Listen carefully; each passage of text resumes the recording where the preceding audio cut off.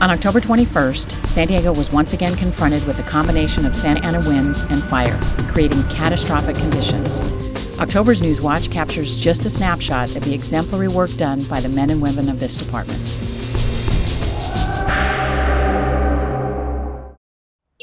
Captain Boyd Long explains how the events unfolded from his perspective at the Northern Command Post. The county firefighters from CDF were battling this fire as it started up in Ramona, and as it slowly but surely came down the grade into the city of San Diego out near 78 in the Wild Animal Park. We were notified that it was coming our way. We realized that we were potentially going to have to begin evacuations in San Pasqual. I don't think anybody ever imagined that it would crawl up the hill into Rancho Bernardo and begin burning houses in the trails. The Department Operations Center was activated on Sunday. A conference call among all the command posts took place every 2 hours. Oh, Debbie, are you on? I'm on. Excellent. Thanks, Debbie. Go ahead. Well, we got our command post at 9:30 January. We have 6 teams of detectives as well as motor support doing the voluntary evacuation. What we're handling down here is a lot of the logistics, the staffing, personnel issues. We're working with the different command posts that we have. We have the Northern Command Post up off Carmel Mountain Road. We're also working with headquarters where we have our detectives staffed. We're deploying detectives out of headquarters to the different areas where they need people for traffic control, evacuations, and basically we're just staying on top of all the fires. Like I said, we got the police department, sheriff's department, we got National Guard, and then all the different city departments, the fire, all the different firefighting firefighters. There's just a multitude of agencies that are working together at all the different levels, and things seem to be settling down and working pretty well. Anytime you have an incident of this magnitude, I think the first 24 hours is probably the toughest and most chaotic because you're trying to set up your operations, you're trying to set up your command posts, you're trying to set up your line of communications. I think the second day we're more organized, we know where everybody's at. So I think those are the key points, is knowing where everybody's at, because initially it can be kind of hectic and chaotic trying to set everything up. The officers are doing a great job. We've put them on 12-hour shifts. No complaining. They're just going out there trying to do their job, trying to save people, trying to save their property.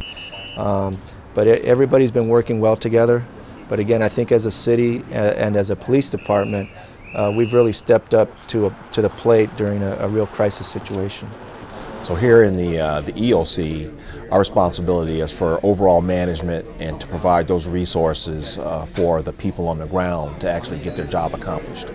We're learning quick. We had the Cedar Fire to kind of prepare us for today. So a lot of the things, a lot of the procedures and stuff that we're implementing today were really founded back in then. So that has been a helpful learning experience, although it was a tragedy. But it helped us recognize some weak spots that we're able to overcome this time. But personnel is still the crunch. We're utilizing all the people in the department to accomplish this mission. The largest shelter for evacuees within the city limits was at Qualcomm Stadium, organized by Captains Creighton and Kanaski. Chaotic but organized. I guess that's the best explanation you can give to it. Folks needed a place to go, and very quickly the city, its employees, working with the various offices, set up a quick evacuation center, which is pretty much unheard of, and getting it accomplished.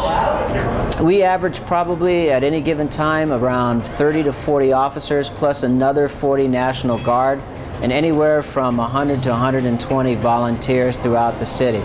Normally we deal with things in the field, and having a situation like this to where you're dealing with more of social concerns, it's good to know that we can handle situations like these when they arise. The one thing that really was probably the most frightening factor in this was the winds. And as I came out that first night during the fire and got up into the trails, as soon as that fire got up and started on Omega Court, one of the first houses that went up in Rancho Bernardo, it was just impressive how quickly that fire grew and started sweeping southwest from Bernardo trails as it come up the backside of Lake Hodges. Watch that fire actually sweep through the trails, taking out several houses, work its way and jump Pomerado Road, work its way through the north end of Rancho Bernardo, then over to the west side of Rancho Bernardo, house to house, jumping through Westwood. And like pointed out earlier, you'll go down some streets, you'll see 3 houses burnt, 5 houses okay and another house burnt and then several houses okay. It's frightening how these fires jump around and indiscriminately just select houses and burn them. These cops have the right frame of mind when they come out here. They're coming out to do a job, do the best job they can, and do something that's beneficial to the city. And I think the San Diego Police Department, like most instances, in this instance, critically came together and just did an awesome job of getting out there, putting their lives in danger, going up streets and near houses that were on fire, beating on doors of houses that were catching fire, pulling people out of houses that couldn't get themselves out of houses. There are so many heroes in this police department, I can't describe them all right now. Well, I'm extremely proud of our police officers and our firefighters and the magnificent job they've done with risking their lives to go out and help people evacuate, and then also policing their areas so they don't lose anything, and finally getting them back into those areas. I've also been absolutely amazed with the outpouring from our community, literally embracing those that have been victims of this fire and working together in a concerted effort to make sure everyone feels real special at Qualcomm Stadium. Even though they're going through a tough time, everybody's had good remarks about how the help that they've gotten. Let me take a little bit of time to thank everybody in the San Diego Police Department for the exceptional job you've done over the last week. As we reflect on what happened, it was a landmark event for the San Diego Police Department that brought national attention to each and every person that works here.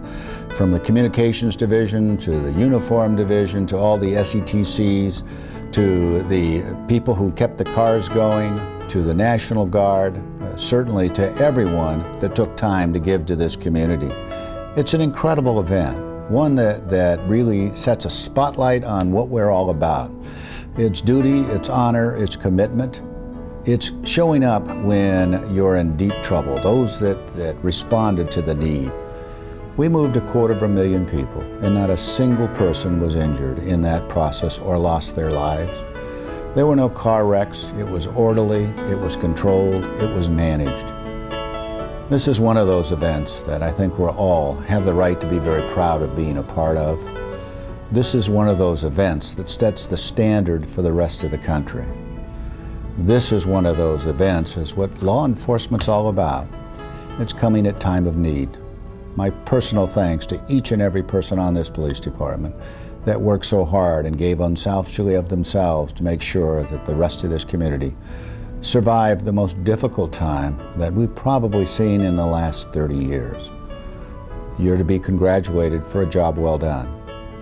You're to be thanked by a nation that is now, today, using you as the example of how communities and cities in America needs to respond to major events. I thank you.